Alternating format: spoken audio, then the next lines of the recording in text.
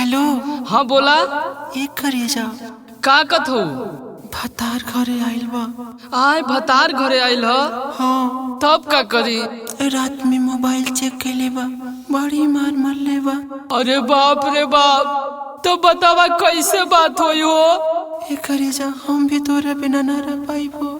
देखा देखा तू ऐसे मत बोला, नहीं हमरो रोवाए जाए।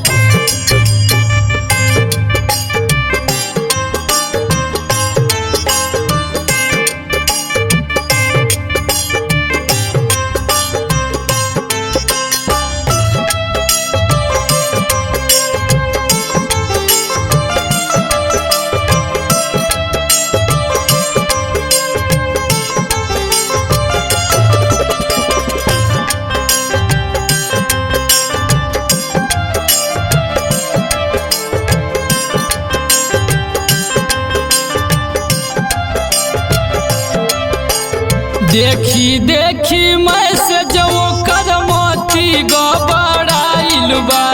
देखी देखी मैसेज कर मोती गबड़ाइल बा। फोन जानी करिया मोर भतार घरे आइल बा। फोन जानी करिया मोर भतार घरे आइल बा।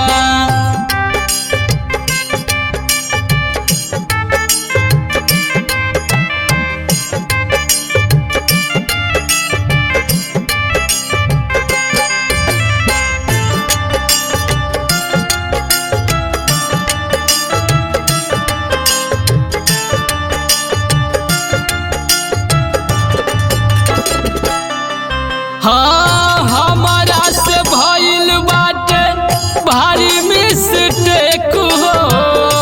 आवे से पहले नाही कैनी हम डिलीट हो।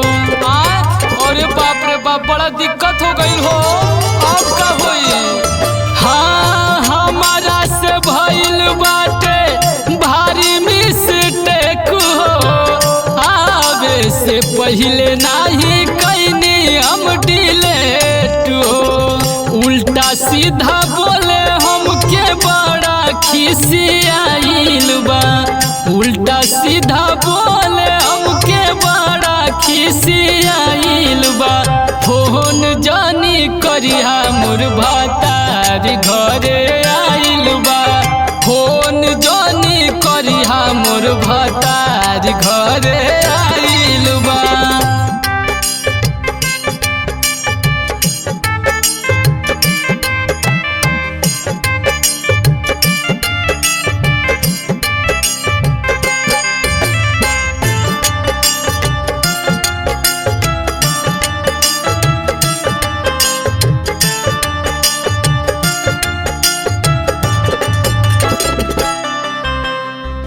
कहतानी आज हमर सुनला तू बात के, कबहू न मिले आधी आधी रात के।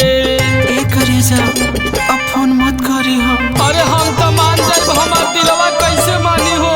कहतानी आज हमर सुनला तू बात के, कबहू न मिले आधी आधी रात के। सोची सोची जिया हमर बड़ा घबराइल बा।